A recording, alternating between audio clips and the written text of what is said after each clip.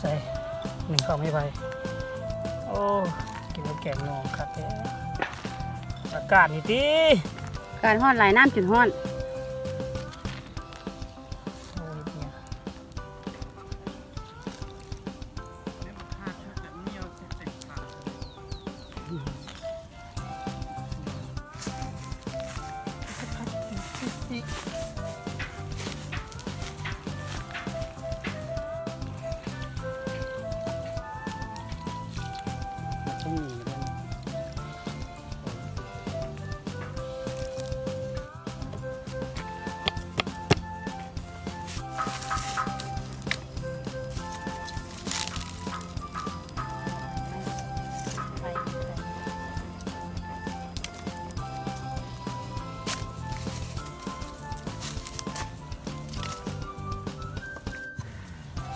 ยิ้มได้ไหม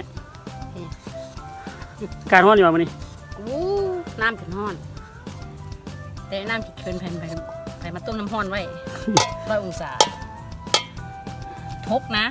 จุ่มน้ำแล้วทกนะมือหาในหนองนี่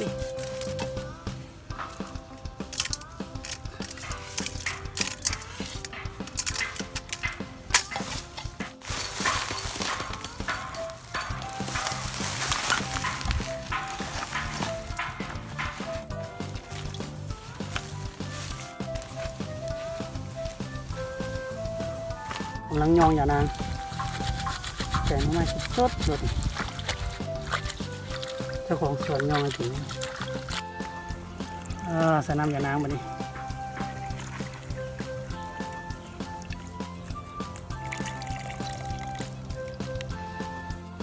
เขียวลำตั้งลงก่อนมันสุกยากเฮ็ดหูค่อยได้นี่เลยหนู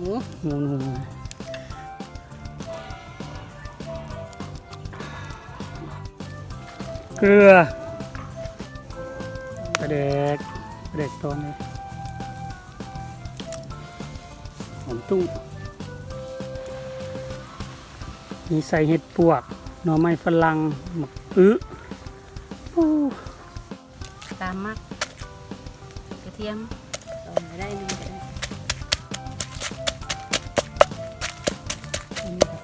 ปีขาดไม่ได้มันกับปีเพิ่มรสชาติใส่หน่อยแซ่บหน่อยใส่หน่อยแซ่บหน่อยใส่หลายแซ่บหลาย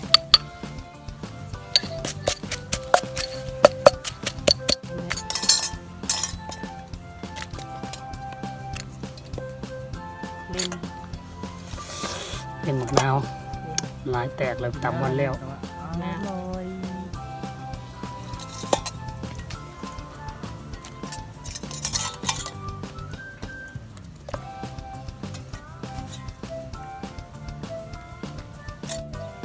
ส้มได้ใจแตกตอนกินไปได้กินไม่ได้ประเด็กพ่อไม่ให้แล้วจะไปมีตอนพอญาติตอนกันหมดแล้วตามก็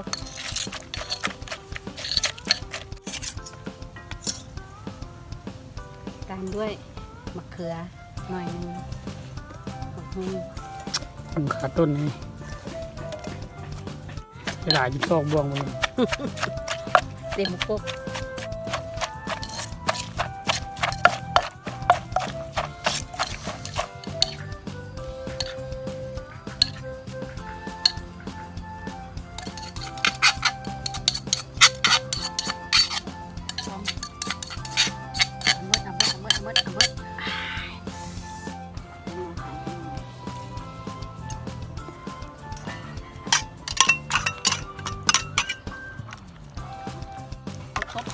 สดน้ำไม้ในสวน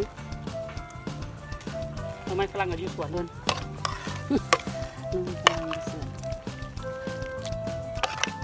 พระปะคะ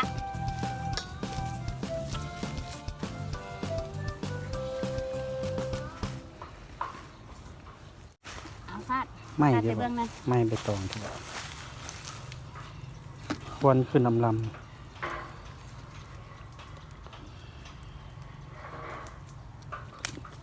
โอ้ยขาว ตักเอาเลยนะคะ สวยเลย เอาเลยนะคะเปียก โอ้หอมไม่ไผ่สุดยอดเลยโอ้เดี๋ยวมันสิเบิร์ดกิน2 ไม่ลูก3 ไม่ลูกโอ้ตำ มา หุง เด้อมาเด้อมาเด้อ ตำหุงแซ่บอะไร ปลาตัวใหญ่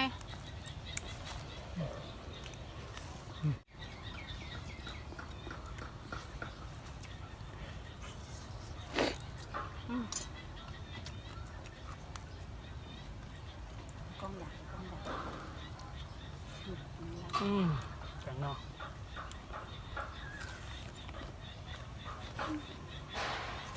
ชักเนี้ยใส่แซ่บเลยเอาเนี้ย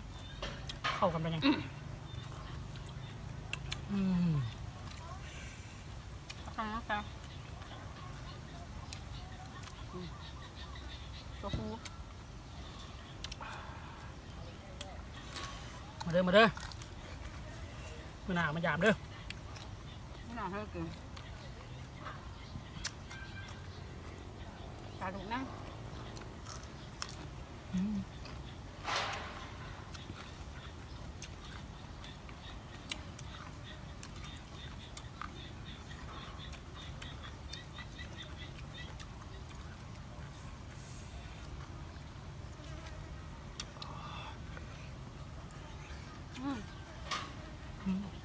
เผ็ดกับห่อน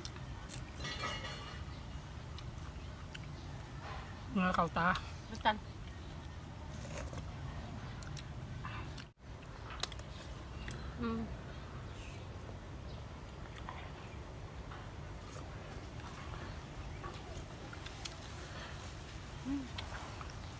เจ็บพี่น้อง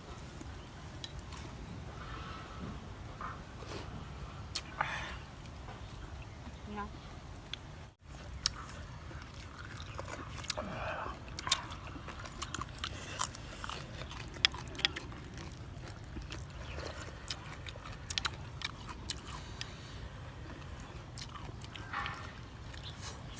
อ๋อ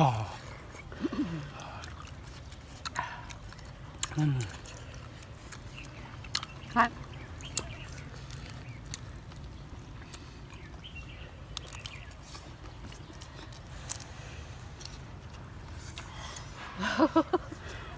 พ่อไปเป่า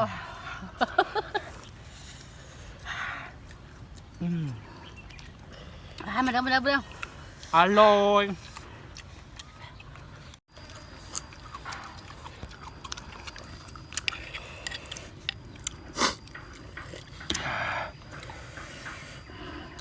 โอ้เขานึกใหม่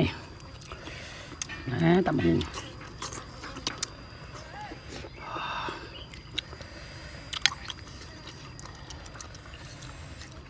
เร็วเด้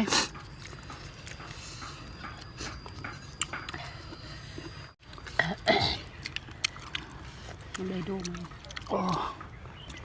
มาจนแตก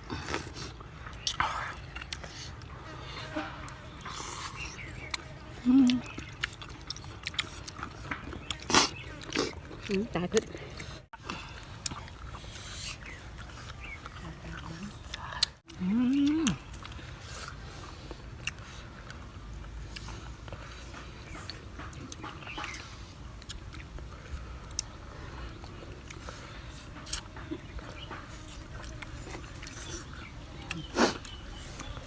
แซ่บ